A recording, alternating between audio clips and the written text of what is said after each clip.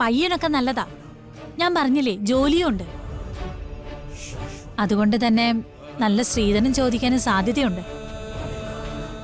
ഞാൻ വിചാരിച്ച എനിക്ക് അത്ര വലിയ തുകയൊന്നും ഉണ്ടാക്കാൻ പറ്റില്ല. അയ്യോ ഗിരിജെ, വലിയ തുക സ്ത്രീധനം കൊടുത്തുള്ള ബന്ധമൊന്നും തൽക്കാലം നോക്കണ്ട. ശോ, അത് വലിയ കഷ്ടായല്ലോ. അതെ, കാഞ്ഞ ബുദ്ധിയ ദുർഗയ്ക്ക്. ഓ, എളുപ്പം അവളെ കുരുക്കാൻ പറ്റുമെന്ന് തോന്നുന്നില്ല. അവളുടെ ബുദ്ധിയൊന്നും ഈ ഗിരിജയുടെ അടുത്ത് വില പോകില്ല. സകല കള്ളത്തരം ഏറ്റു പറഞ്ഞ് അവള് കണ്ണീരും കയ്യുമായിട്ട് ഇവിടെ നിറങ്ങി പോകുന്നതേ ഞാൻ വേണമെങ്കിൽ കാണിച്ചു തരാം. ധൃതി വെക്കണ്ട ഗിരിജെ. പൃഥ്വി എന്തൊക്കെയോ പ്ലാൻ ചെയ്തിട്ടുണ്ട്. നമുക്ക് നോക്കാം. എങ്കി അങ്ങനെ ചെയ്യാം. പിന്നെ നാത്തുനെ, ഞാനിപ്പോ വിളിച്ചതേ വേറൊരു കാര്യം കൂടി പറയാനാ. എന്താ ഗിരിജെ? നമ്മുടെ അഞ്ജുന് നല്ലൊരു ആലോചന വന്നിട്ടുണ്ട്. ആഹാ, അത് കൊള്ളാലോ. ഗവൺമെന്റ് ജോലിക്കാരനാ പയ്യൻ. പക്ഷെ ഒരു പ്രശ്നമുണ്ട്. അല്ല, നല്ല പയ്യനാണെങ്കിൽ പിന്നെന്താ പ്രശ്നം? പയ്യനൊക്കെ നല്ലതാ. ഞാൻ പറഞ്ഞില്ലേ ജോലിയുണ്ട്. അതുകൊണ്ട് തന്നെ നല്ല സ്ത്രീധനം ചോദിക്കാനും സാധ്യതയുണ്ട്. ഞാൻ വിചാരിച്ച എനിക്ക് അത്ര വലിയ തുകയൊന്നും ഉണ്ടാക്കാൻ പറ്റില്ല. അയ്യോ ഗിരിജെ, വലിയ തുക സ്ത്രീധനം കൊടുത്തുള്ള ബന്ധമൊന്നും തൽക്കാലം നോക്കണ്ട. അതൊക്കെ പിന്നീട് പ്രശ്നങ്ങളാവേ. എന്നായാലും കല്യാണം നടത്തേണ്ടതല്ലേ?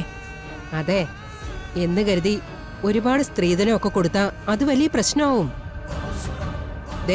അതുപോലൊരു സ്ത്രീധന കേസിന്റെ കഥ ഇപ്പൊ TV കണ്ടതല്ലേ. അതുകൊണ്ട് അങ്ങനെയുള്ള ബന്ധമൊന്നും വേണ്ട ഗിരിജെ. അങ്ങനെയൊന്നും അല്ല നാത്തുനെ, അവര് നല്ല കുടുംബക്കാരാ. വേറെ പ്രശ്നമൊന്നും ഉണ്ടാവുമെന്ന് തോന്നുന്നില്ല. എന്റെ ഗിരിജെ, തൽക്കാലം ഒരു ഭാഗ്യ പരീക്ഷണമൊന്നും വേണ്ട.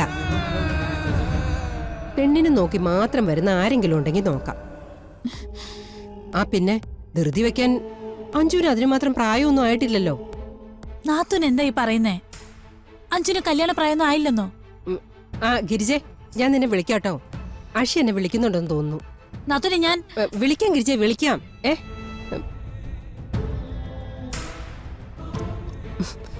പിന്നെ വിളിക്കാൻ വേറെ പണിയില്ല.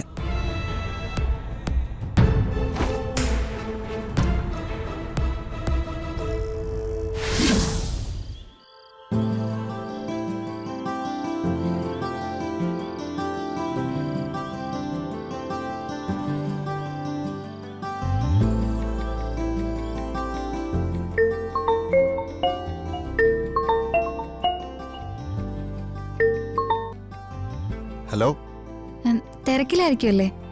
ഇല്ല, കുഴപ്പമില്ല, പറഞ്ഞോ. ഓഹോ, അപ്പൊ ഫ്രീ ആയിരുന്നോ? എന്നാ പിന്നെ ഇങ്ങോട്ടൊന്ന് വിളിച്ചൂടെ? ആക്ച്വലി ഞാൻ ഫ്രീ അല്ല.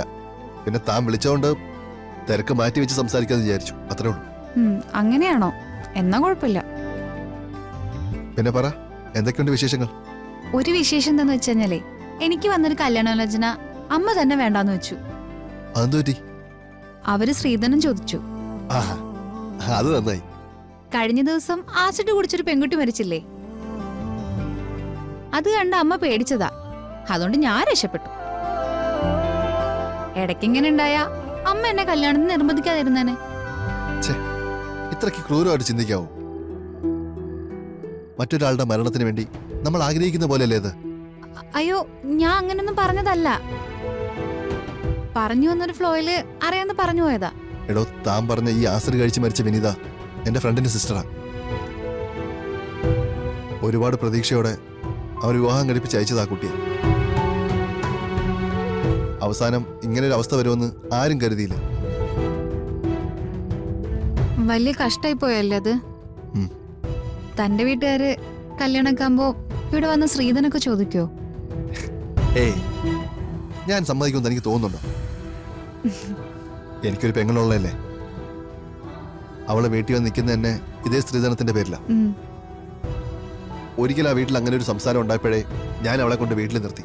അത് നന്നായി. സ്വന്തം വീട്ടിൽ നിന്ന് സപ്പോർട്ട് കിട്ടാത്തോണ്ടാ പല പെൺകുട്ടികളും കടുങ്കയും ചെയ്യാൻ തീരുമാനിക്കുന്നത്. അതെ, അതറിയാവുന്നോണ്ടാ ഞാൻ അവളെ വീട്ടിൽ കൊണ്ട് നിർത്തിയത്. പക്ഷേ അവളുടെ കാര്യത്തിൽ ഒരു തീരുമാനം ആവാത്തോണ്ടാ നമ്മുടെ കാര്യം പോലും എനിക്കിപ്പോ വീട്ടിൽ പ്രൊസീഡ് ചെയ്യാൻ പറ്റാത്തത്. അങ്ങനെ നോക്കിയാ കാര്യങ്ങൾ നടക്കില്ല. അഖിലിന്റെ പെങ്ങളെ വീട്ടിലുണ്ടെന്ന് കരുതി എനിക്കൊരു ബുദ്ധിമുട്ടുമില്ല. നമ്മുടെ കാര്യമൊന്നും വേഗം നീക്കാൻ നോക്ക്. അല്ലെങ്കിൽ ശ്രീധനം വേണ്ടാത്ത ഏതെങ്കിലും ഒരു കല്യാണാലോചന കൊണ്ട് അമ്മ വീണ്ടും വരും. താൻ പേടിക്കണ്ട, ഞാനത് ഉടനെ മൂവ് ചെയ്തോളാം. ഓക്കെ. Okay, good night. അല്ല, കോള് കട്ടിയിലെ പ്ലാൻ ആണോ? ഹേയ്, അങ്ങനെയൊന്നുമില്ല. താൻ പറ, വേറെന്താ വിശേഷം? അഖില് പറ, അവിടെ എന്താ വിശേഷം? അത് കൊള്ളാലോ, താൻ പറ.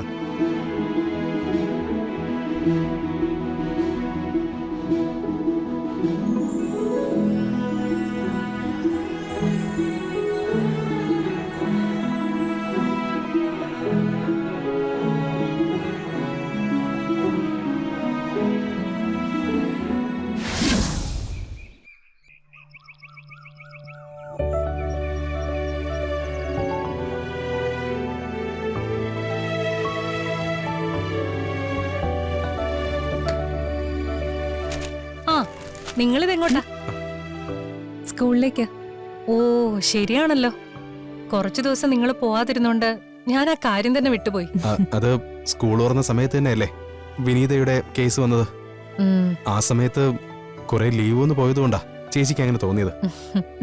അതെ, ഈ വർഷം ക്ലാസ് തുടങ്ങിയിട്ട് കുട്ടികളോട് ശരിക്കും സംസാരിക്കാൻ പോലും പറ്റിയിട്ടില്ല. ആ നിങ്ങളുടെ ക്ലാസ് മിസ് ചെയ്യുന്നുണ്ടെന്ന് ധ്വനിമോള് പറഞ്ഞായിരുന്നു. മോളോടെ? അവള് സ്കൂളിലേക്ക് പോയി. എന്നാ ഞങ്ങൾ ഇറങ്ങട്ടെ. ശരി, പോയിട്ട് വാ. ശരി.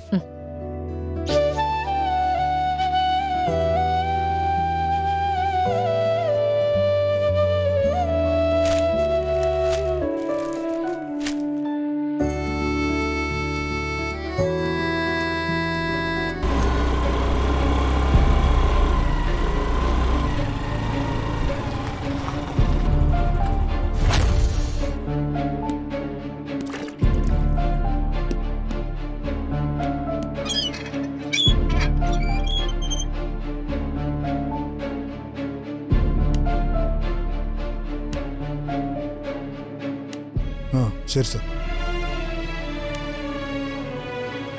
ഞാൻ അങ്ങോട്ട് വിളിക്കാം.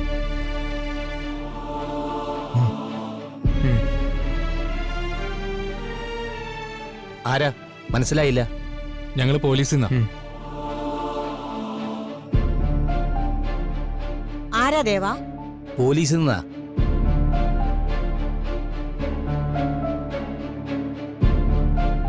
ഇത് ജയശ്രീ മേഡത്തിന്റെ വീടല്ലേ? അതെ, വാ അകത്തേക്ക് ഇരിക്കാം. വേണ്ട, ഞങ്ങൾക്ക് കുറച്ച് ധൃതിയുണ്ടേ.